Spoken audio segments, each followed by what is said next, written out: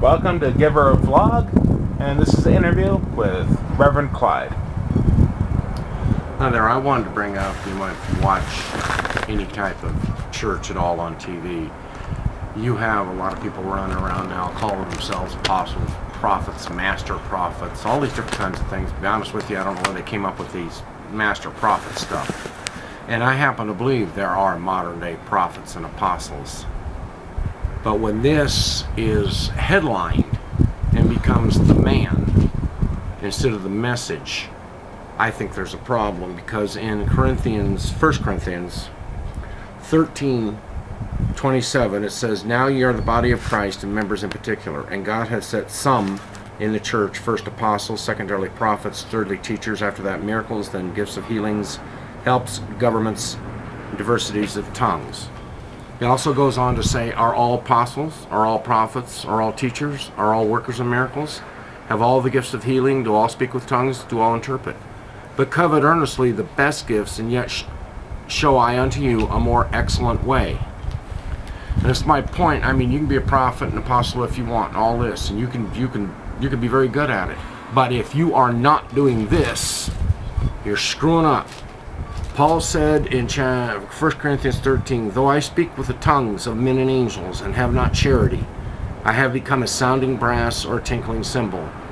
And though I have the gift of prophecy and understanding all mysteries and all knowledge, and though I have all the faith, so that I could remove mountains and have not charity, I am nothing. And though I bestow all my goods to feed the poor, and though I give my body to be burned and have not charity, it has profited me nothing. Charity, or love, suffereth long and is kind. Charity envieth not. Charity vaunteth not itself up, is not puffed up, does not behave itself unseemly, seeketh not her own, is not easily provoked, thinketh no evil, rejoiceth not in iniquity, but rejoiceth in the truth, beareth all things, believeth all things, hopeth all things, endureth all things. Charity never faileth, but where there be prophecies, they shall fail. Whether there be tongues, they shall cease. Whether there be knowledge, it shall pass away."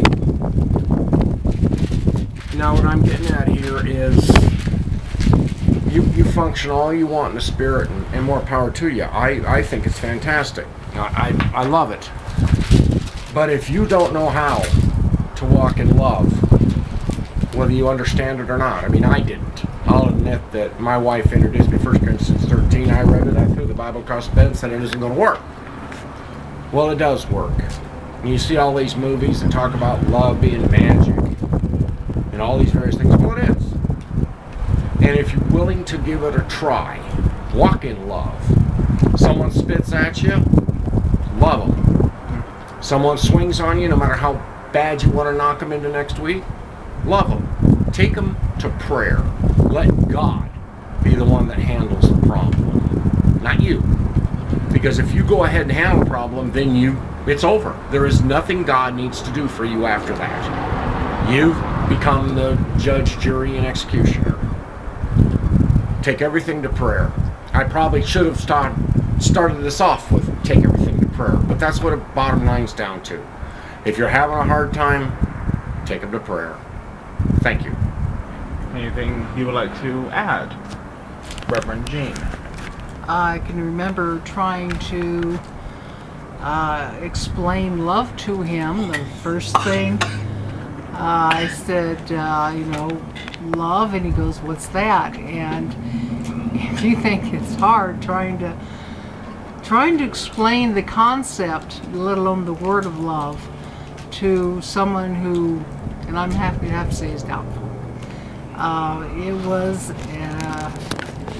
an exercise in futility for quite a few years. But God persevered. God knew that when Clyde was ready to accept the concept of love, that everything fell into place. It's kind of like we used to describe it when God would give you concepts and you didn't understand them. It was like they circled around you in the Spirit, kept circling, and finally when the moment came, because you arrive at revelation, it doesn't arrive at you, you arrive at revelation, and it's almost like a capture's mitt. Would take these pieces of information and insert them into your heart, so that the concept of love, concept of any Christian concept, any concept at all, whether it be science, was fulfilled, because you had these 30 or 40 different pieces of messages that would come at a certain time. You arrive at the fulfillment, and all of a sudden you understood. And it's a miracle, it really is. And if you've ever experienced the word of wisdom or the word of knowledge, it's a lot the same. You have one word that God speaks to you, and you get about 20 or 30 different directions that this thing can mean. And it's quite amazing. But that's another whole subject. Anyway, that's all I have to say on the subject. Thank you. And for